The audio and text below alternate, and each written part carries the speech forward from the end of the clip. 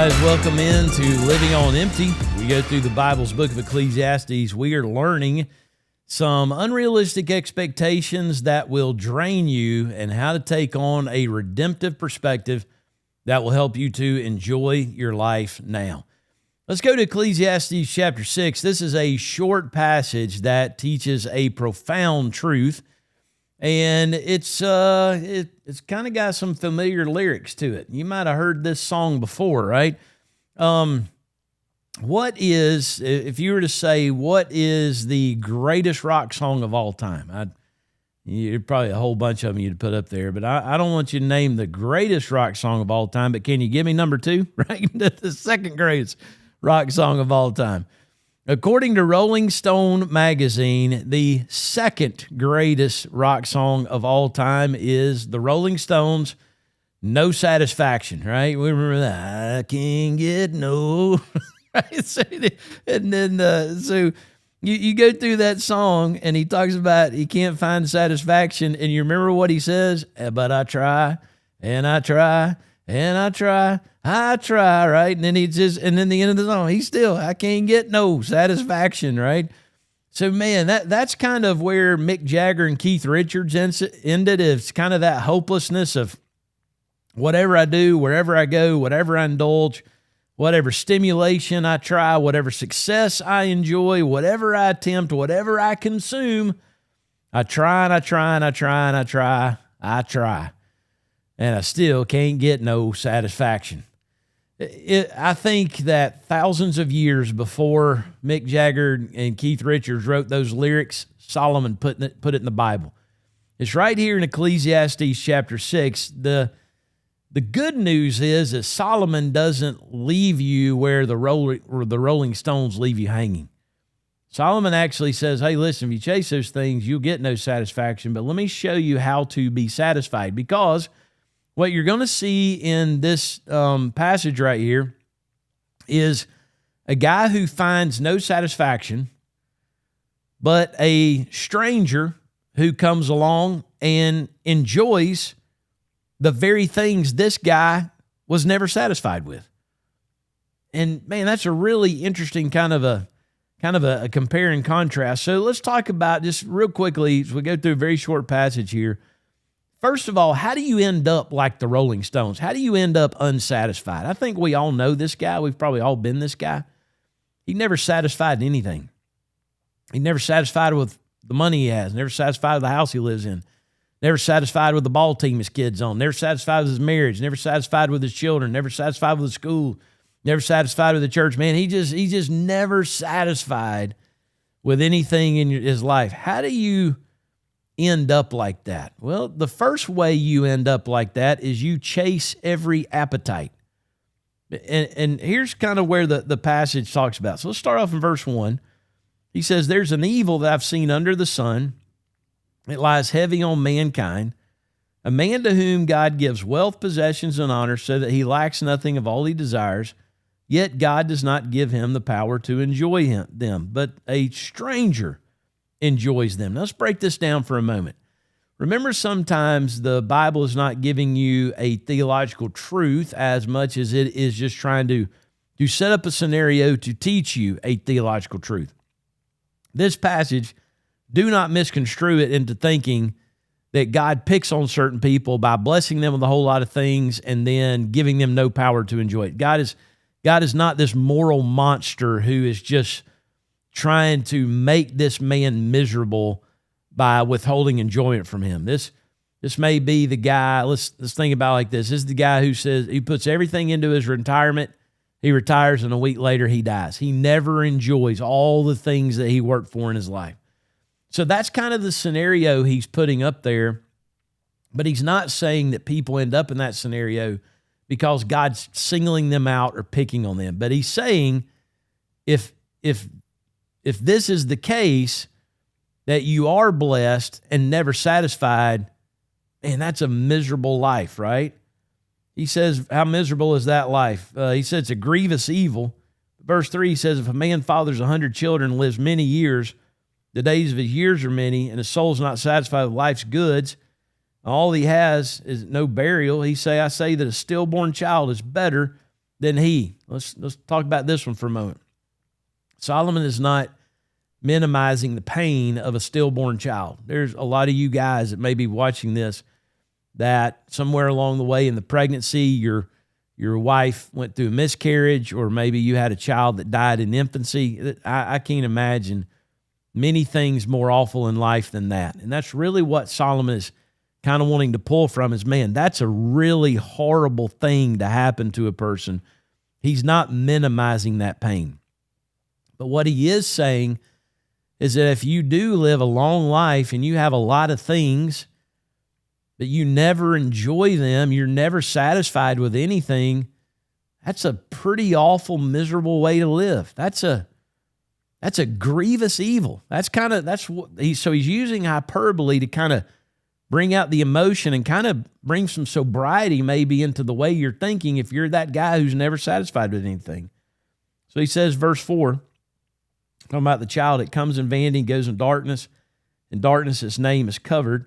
Moreover, it has not seen the sun or known anything, yet it finds rest rather than he. So the hyperbole he sets up is this: that stillborn child actually enjoys more rest in the one day of its life than the man who lives a long life with lots of things, but he's never satisfied. That man's he's never at rest. He's never at peace. That's the point he's driving at.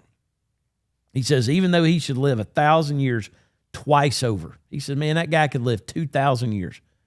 But if he's never satisfied, it's 2,000 years of pure misery.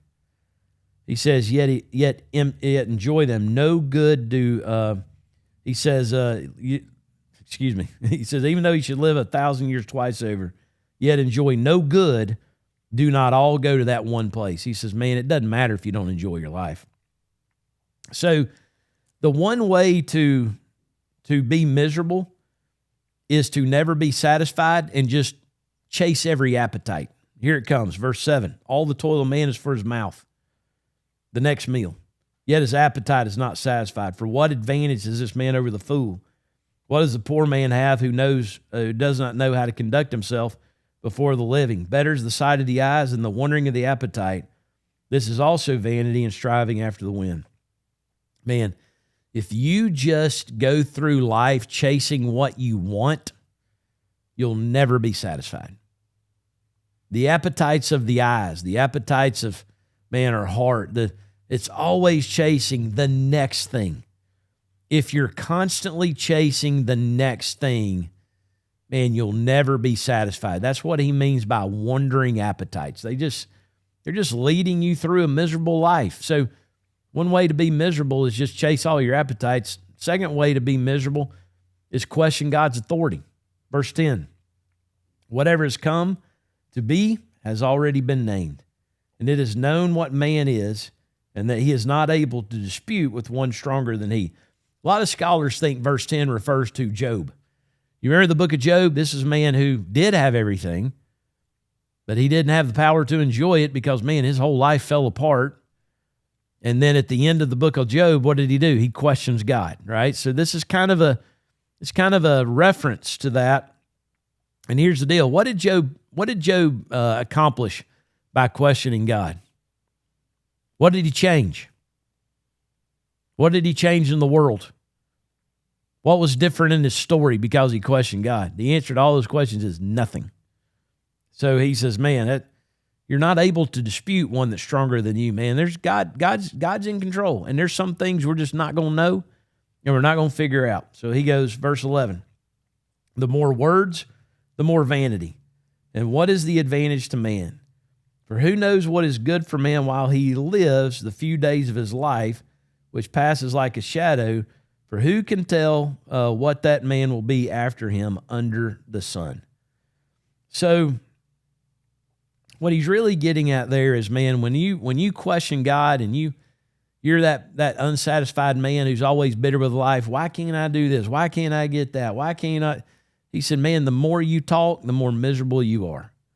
The more you think you ought to be in control and you ought to be telling God what your life ought to be, man, you're just going to drive yourself into a deeper pit. So that's how to be really miserable, is to always be chasing your appetites and always be questioning God. Your life is never good enough, never right enough. and you're just mad at God and mad at the world, right? So that's a good way to be miserable right there. Now, let's flip this over because Solomon doesn't leave us where the Rolling Stones do. I try and I try and I try and I try. The good news is he says, hey, listen, you can be satisfied and you can live a very enjoyable life. So what do? Enjoy what God gives you. Look at verse 2. He says, a man to whom God gives wealth, possessions, and honor so that he lacks nothing to all he desires, yet God does not give him the power to enjoy them, but a stranger enjoys them. Remember one of the things that we've talked about in the book of Ecclesiastes? Enjoyment is not earned. The enjoyment of life is a gift. It's a grace of God. Just receive God's gift of enjoyment. So here's the interesting thing about this. Here's one guy who chased all his appetites, became a very wealthy man, but he was never satisfied. The stranger comes along and enjoys the very things this guy was never satisfied with. Isn't that interesting? For this guy, it was never enough. This guy thought it was pretty awesome. Right? You know, I think sometimes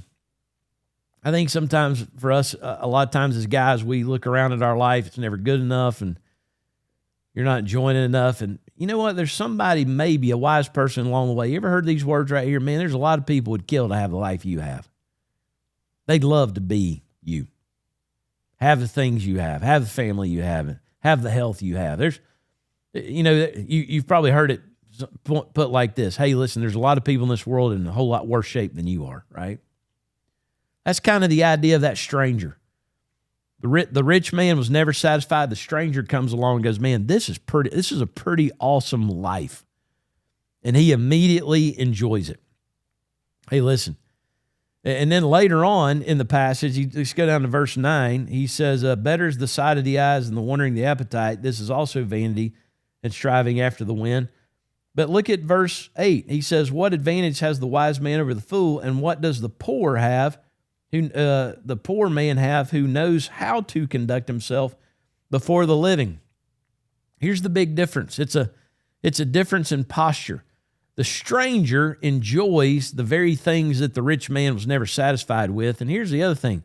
The poor man comes along later on in the passage, and for him it's not about someday, it's about today.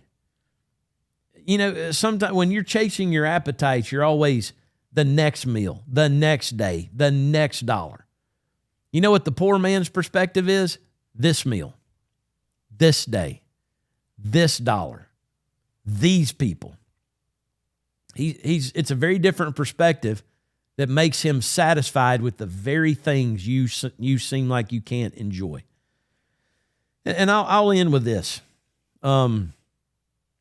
So as I'm sitting here filming this video, I have been the pastor of Liberty Baptist Church in Chatsworth, Georgia. I am now in my 15th year. And I tell people a lot of times I feel like I've pastored this church twice. And what I mean by that is I pastored it before COVID, and I'm now pastoring it after COVID. And I feel like I've pastored two versions of it.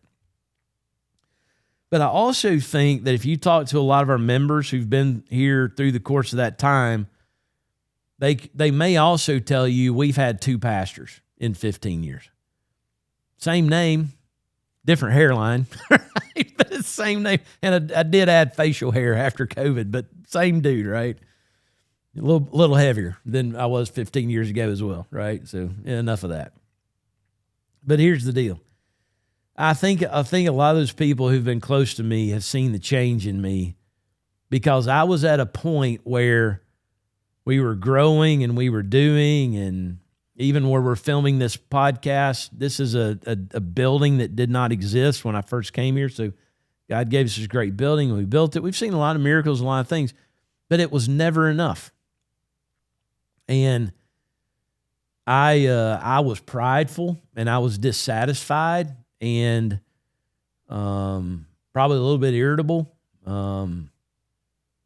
Maybe even did some things that hurt some people because I just really wasn't very cognizant of their feelings. I was only just trying to do what I wanted to accomplish for the sake of me being platformed and popular and all these kind of things. I think I think a lot of pastors fall into that trap where even though things are going really, really well, and there's other guys who would say, man, I'd love to be the pastor of that church. Hey, listen, even in those days, if I'd have ever resigned here, they'd have gotten 300 resumes of people wanting to be a part of this church. This is just a great church.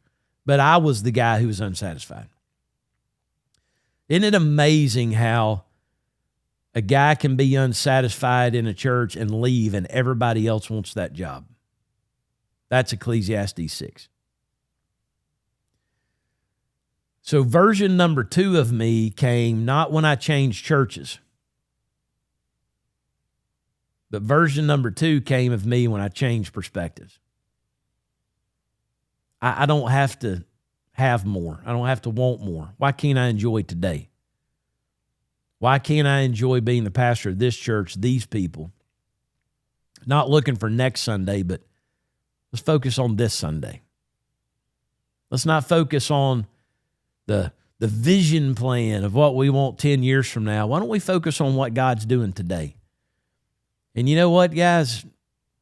Without changing churches, I went from pastoring a church where I was never happy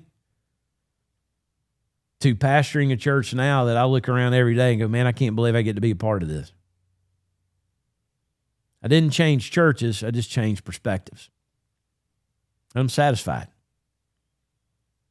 Being satisfied doesn't mean I don't want to grow. Being satisfied doesn't mean I want to reach just one more, right? All the different things that you could say. But being satisfied, man, is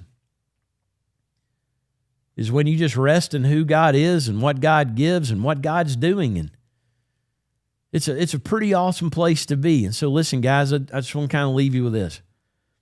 Maybe you don't need to change jobs. Maybe you don't need to go looking for a new family. Maybe you don't need to change teams and pull your kids out of this school and move to that community and buy that house. Maybe you don't need to change churches. Maybe you just need a different perspective. Same you, same place, but a completely satisfied man in kind of where he is. Hey, listen, there's a lot of people that will probably look at your life like the stranger and the poor man and go, man, I'd like to have that. So maybe it's just a change of perspective. Instead of arguing with God, just accept the sovereignty of God. Be satisfied. A lot of things we can talk about in this. I hope you're getting together with some guys and working through it in the session. The questions are attached, and I will see you back in the next session.